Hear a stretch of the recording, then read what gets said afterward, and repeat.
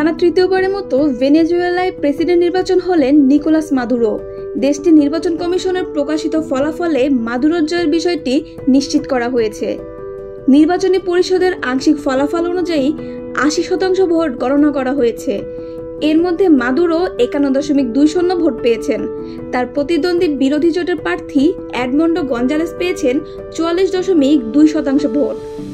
২৫ বছর ধরে দেশটির ক্ষমতায় রয়েছে মাদুরোর দল পিএসইউভি পার্টি।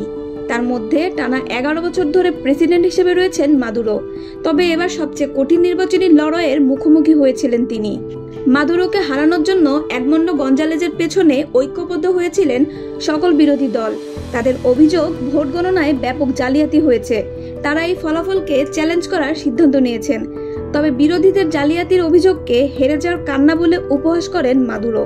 আগের দুটি নির্বাচনে বর্তমান প্রেসিডেন্ট নিকোলাস মাদুরো জিতেছিলেন।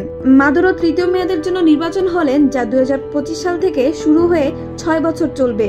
তিনি বাম ও গণতান্ত্রিক দলগুলোর একটি বিশাল জোটের নেতৃত্ব দিচ্ছেন, যা ২৫ বছর আগে সংগঠিত বলিভিয়ান বিপ্লবকে রক্ষা করতে একত্র হয়েছিল।